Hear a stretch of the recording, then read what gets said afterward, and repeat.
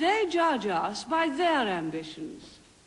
They cannot conceive of a powerful nation not using its power for expansion or subversion. And yet, they should remember that when, after the last war, the United States had a monopoly of nuclear weapons, she never once exploited her superiority. No country ever used such great power more responsibly or with such restraint. I wonder what would have befallen us in Western Europe and Great Britain if that monopoly had been in Soviet hands. Mr. Speaker, wars are not caused by the build-up of weapons. They are caused when an aggressor believes he can achieve his objectives at an acceptable price. The war...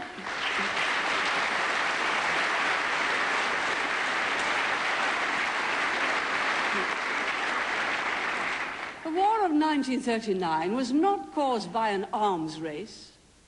It sprang from a tyrant's belief that other countries lacked the means and the will to resist him. Remember Bismarck's phrase, "Do I want war? Of course not. I want victory." Our task is to see the potential aggressors from whatever quarter understand plainly that the capacity and the resolve of the West would deny them victory in war, and that the price they would pay would be intolerable.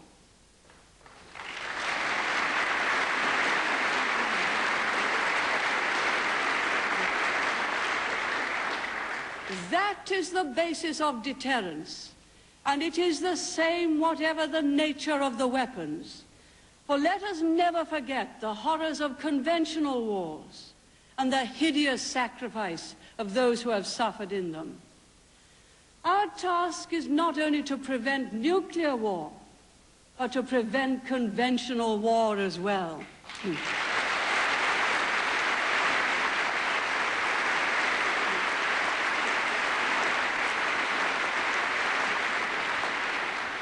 No one understood the importance of deterrence more clearly than Winston Churchill, when in his last speech to you, he said, "Be careful above all things not to let go of the atomic weapon until you are sure, and more than sure, that other means of preserving peace are in your hands."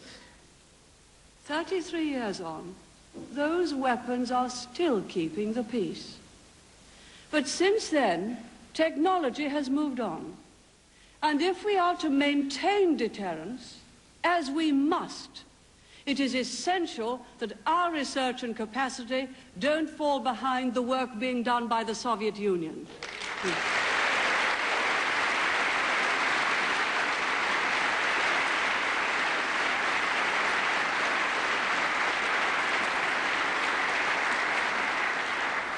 That is why I firmly support President Reagan's decision to pursue research into defense against ballistic nuclear missiles, the Strategic Defense Initiative.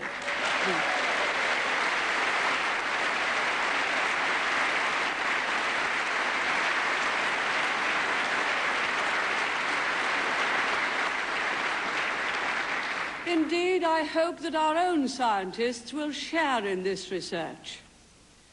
The United States and the Soviet Union are both signatories to the 1972 Anti-Ballistic Missile Treaty, a treaty without any terminal date. Nothing in that treaty precludes research. But should that research, on either side, lead to the possible deployment of new defense systems, that would be a matter for negotiation under the treaty. Mr. Speaker, but despite our differences with the Soviet Union, we have to talk with them. But we have one overriding interest in common, that never again should there be a conflict between our peoples. We hope, too, that we can achieve security with far fewer weapons than we have today, and at lower cost. And thanks to the skillful diplomacy of Secretary Shultz, Negotiations on arms control open in Geneva on the 12th of March. They will be of immense importance to millions. They will be intricate, complex, and demanding. And we should not expect too much too soon.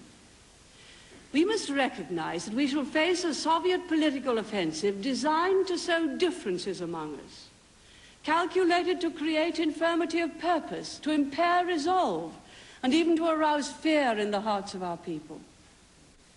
Hope is such a precious commodity in the world today that some are tempted to buy it at too high a price. We shall have to resist the muddled arguments of those who have been induced to believe that Russia's intentions are benign and that ours are suspect, or who would have us simply give up our defenses in the hope that where we led, others would follow. As we learned cruelly in the 1930s, from good intentions can come tragic results. Let us be under no illusions. It is our strength and not their goodwill that has brought the Soviet Union to the negotiating table in Geneva.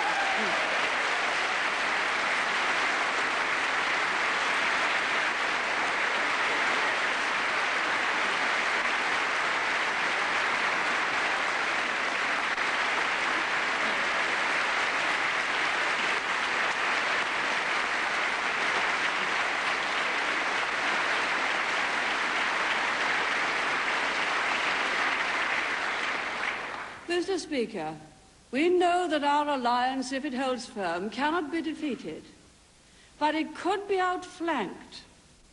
It is among the unfree and the underfed that subversion takes root. As Ethiopia demonstrated, those people get precious little help from the Soviet Union and its allies. The weapons which they pour in bring neither help nor hope to the hungry. It is the West which heard their cries. It is the West which responded massively to the heart-rending starvation in Africa. It is the West which has made a unique contribution to the uplifting of hundreds of millions of people from poverty, illiteracy, and disease. But the problems of the Third World are not only those of famine.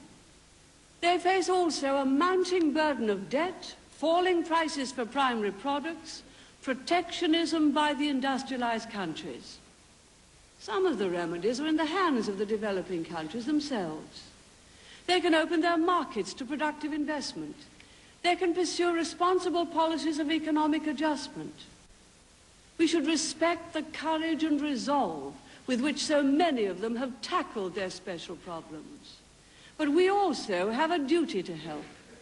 How can we help? First and most important, by keeping our markets open to them. Protectionism is a danger to all our trading partnerships.